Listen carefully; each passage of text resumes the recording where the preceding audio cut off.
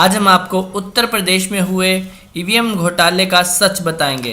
पिछले एक महीने में पॉलिटिकल पार्टीज अपनी अपनी तरह से देश में हुए सबसे बड़े ईवीएम घोटाले का पता लगाने की कोशिश कर रहे हैं। वैसे तो अभी तक आप लोगों ने बहुत सारे वीडियोस देखे होंगे कि जिस पे पता लगता है कि ईवीएम में स्कैम हो सकता है, पर कुछ चीज़ें आपको इस वीडियो में बताना चाहता हूँ कि ये ईवीएम में स्कैम हुआ कैसे है। उत्तर प्रदेश में वोटिंग से पहले ही 20,000 वोट्स बीजेपी को हर ईवीएम में सेट किए हुए थे। तो मतलब समाजवादी पार्टी, कांग्रेस, बीएसपी के वोट्स 0 से शुरू हुए, पर बीजेपी के वोट्स 20,000 से बाद शुरू हुए।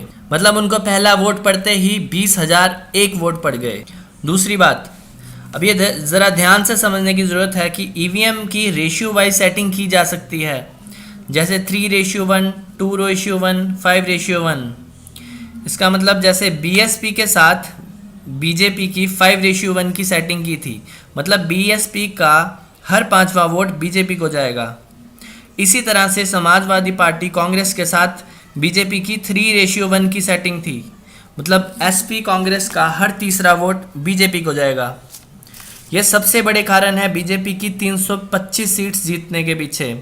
और ये दो चीज़ें ऐसी है जो इलेक्शन कमीशन पे बहुत बड़ा सवाल खड़ा करती हैं।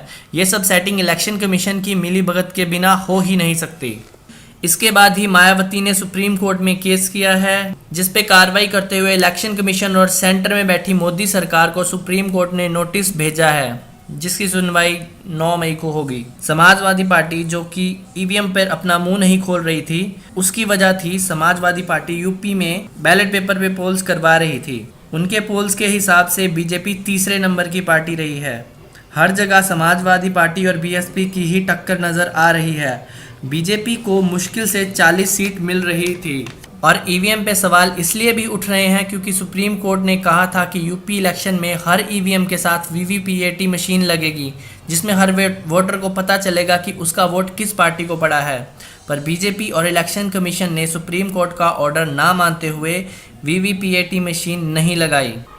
गौरतलब है कि इस वीवीपीएटी की वजह से ही बीजेपी का काला सच मध्य प्रदेश और राजस्थान में सामने आया, जहां हर बटन को दबाने पर ही बीजेपी को ही वोट जा रहा था। शुरू में तो इलेक्शन कमीशन ने मध्य प्रदेश में 19 ऑफिसर्स को सस्पेंड कर दिया और राजस्थान में 27 ईवीएम जब्त किए, जिसमें हर बटन पे बीजेपी को ही वोट डल रहा था। पर अब उन केसेस का क्या हुआ कुछ भी सामने क्लियर नहीं है।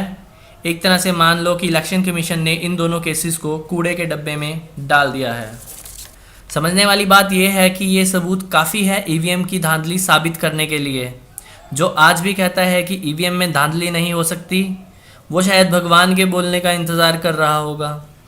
आप किसी भी पार्टी को सपोर्ट कर सकते हैं, पर जब जो भी सरकार बनेगी इलेक्शन कमीशन उसकी जेब में रहेगा।